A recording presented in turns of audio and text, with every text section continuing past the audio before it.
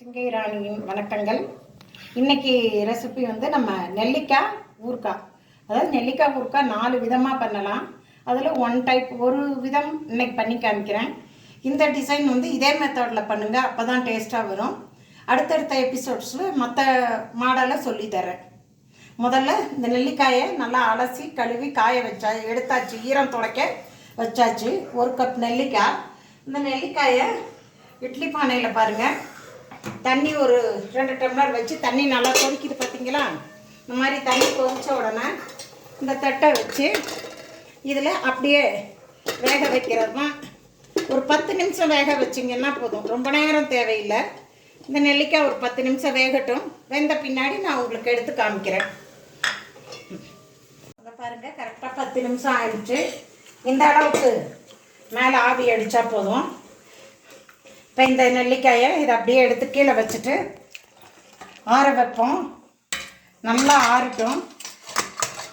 ஆறுறதுக்குள்ளார இந்த ஊறுகாய்க்கு போடுற பொடியை லைட்டாக வறுத்துக்குவோம். பொடி வறுக்கிறதுனா இன்னும் நிறைய இல்லை, வரமிளகாத்தூள் வச்சுக்கிறோம் இருக்குது. அதனால் என்னன்னு சொல்கிறப்ப கொஞ்சம் போல் வெந்தயம் போடணும். இந்த 1 ஸ்பூன் அளவு வெந்தயம், அதே அளவுக்கு இந்த இவ்வளோ கொத்தமல்லி, சும்மா கொஞ்சம் போல் கடுகு, இதை போட்டு நல்லா ஃப்ரை பண்ணணும். அதையும் நல்லா வறுக்க போகிறோம். நல்லா செவக்க வறுக்கணும். உங்களுக்கே தெரியும், வாசமும் வரும், வெடிக்கதா சத்தம் பாருங்கள். வெடிக்கவும், கடுகும் வெடிக்கும், வெந்தயம் கொத்தமல்லி எல்லாமே வெடிக்கும். அவ்வளோதான். பாருங்கள், தெரியுத, பார்க்கும்போதே தெரியும். இதுவும் ஆறட்டும். ஆறினோன்னா இதை மிக்ஸி ஜாரில் போட்டு பொடிச்சுக்குவோம். அவ்வளோதான்.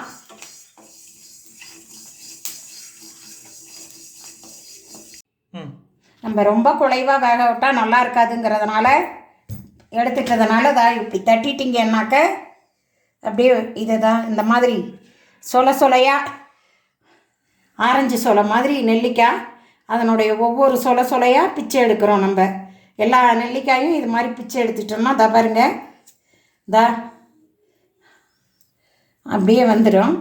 விதையை மட்டும் தனியாக கொஞ்சம் வேஸ்ட்டாக போனதை தூக்கி போட்டுட்டு விதைங்களையும் தனியாக போட்டுட்டு எடுத்து வைப்போம். எல்லாத்தையும் எடுத்துகிட்டு உங்களுக்கு காமிக்கிறேன் திருப்ப.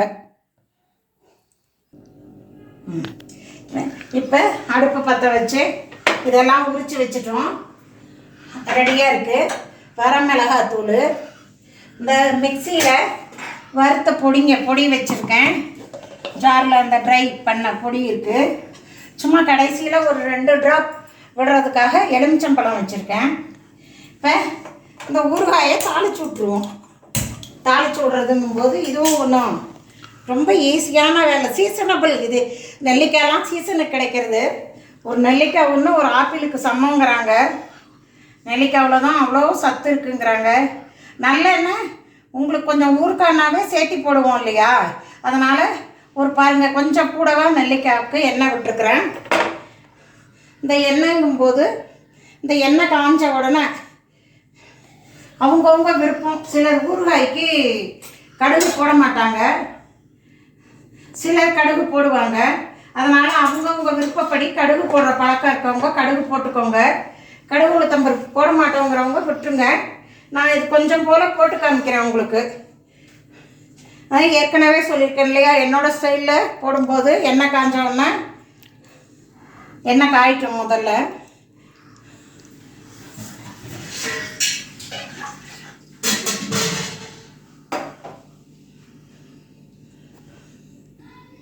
எண்ணெய் காஞ்ச உடனே கொஞ்சம் போல் பெருங்காயம், 4 கடலைப்பருப்பு, பின்னாடியே சும்மா 4 கடுகு, 4 உளுந்து. இது வந்து விருப்பப்பட்டது தான். இதை போட்டுட்டு இது வெடித்த உடனே இந்த அளவு நெல்லிக்காய்க்கு எவ்வளோ மிளகாத்தூள் தேவையோ அவங்கவுங்க காரத்துக்கு பிடிச்ச மாதிரி இந்த அளவு நெல்லிக்காய்க்கு எவ்வளோ காரம், நீங்கள் ஊறுகாய்னா கூட காரம் வேணும், அதை பார்த்துக்கோங்க. சாம்பாருக்கு எல்லாம் போடுற மாதிரி, குழம்புக்கு பொரியலுக்கு போடுற மாதிரி கரெக்டான அளவு போட்டுறாதீங்க. இந்த கடுகு இப்படி வெடிச்சு நுரைச்சி வர்றப்பவே இந்த சமயத்துலேயே 2 ஸ்பூன் மிளகாத்தூள் போட்டுருங்க. பின்னாடி போடுறத விட இப்போவே 1 2 போட்டுட்டேன். அதாவது நான் வந்து போட்டிருக்கிற அளவு இந்த நெல்லிக்காய்க்கு. இதை ஒரு பெரட்டு இந்த எண்ணெயில் கொடுத்துட்டு இந்த நெல்லிக்காயை இது கூட போடுறோம். பாருங்கள், இந்த நெல்லிக்காயை எண்ணெயில், சூடு எண்ணெயில் மிளகாத்தூளோடு போட்டுட்டு காரம், தேவையான உப்பு. மிளகாத்தூள் எண்ணெயில் போட்ட உடனே நெடி மூக்குக்கு ஏறுது. உப்பும் மற்றதை விட கொஞ்சம் கூட போடுங்க ஊறுகாய்க்கு, அதனால் உப்பும் போட்டாச்சு. பாருங்கள் எண்ணெயில் எப்படி இதாகுதுன்னு. இதுதான் இந்த ஊறுகாய் நெல்லிக்காயில் இறங்குறதுக்கு, காரம் உப்பு ரெண்டும் இறங்குறதுக்கு நல்லா ஒரு மீடியம் ஹை ஃப்ளேமில் வச்சு, ரொம்ப நேரம் தேவையில்லை.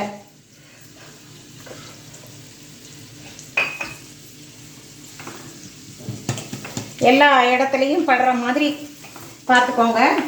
இது பண்ணிகிட்டு இருக்கும்போதே இந்த எலுமிச்சம்பழத்தை கொஞ்சம் அரிஞ்சு வச்சுக்குவோம். அதாவது ஊறுகாய்னா இதே நெல்லிக்காயிலேயே புளிப்பும் கசப்பும் கலந்துருக்கும். இருந்தாலும் சிட்ரிக் ஆசிட்னு நீங்கள்லாம் இது என்ன போடுவீங்க இல்லையா, அது மாதிரி போடாமல் எதுவும் சேர்த்தாமல் நேச்சுரலாக செய்கிறதுனால எலுமிச்சம்பழம் சாறு கொஞ்சம் சேர்த்த சொல்கிறேன். இப்போ பாருங்கள், இந்த மாதிரி வந்தப்ப இந்த பொடி இதுவும் வந்து சும்மா ரொம்ப போட்டிங்கன்னா ஊறுகாய் கசந்து போயிடும். இது எனக்கு நான் கைப்பக்குவம் போடுறேன். நீங்கள் அதான் எல்லாமே திட்டமாக இந்த ஊறுகாய் என்னோடய அளவுக்கு தகுந்த மாதிரி தான் போட்டிங்கன்னா போதும். போட்டு நல்லா பரவலாக இதில் போட்டுட்டு இது கூடவே பார்த்திங்களா எலுமிச்சம்பழம் எவ்வளோ கம்மியாக அரிஞ்சிருக்கேன்னு பார்த்தீங்க இல்லையா.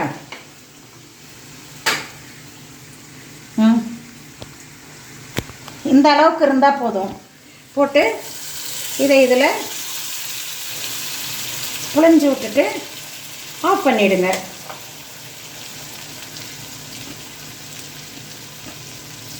ஆஃப் பண்ணி ஒரு பாத்திரத்துக்கு உடனே ஆறுற வரையிலும் ஒரு பாத்திரத்துக்கு மாற்றிடுங்க. நல்லா ஆறுனதுக்கப்புறம் கண்ணாடி ஜார் போட்டுக்கலாம்.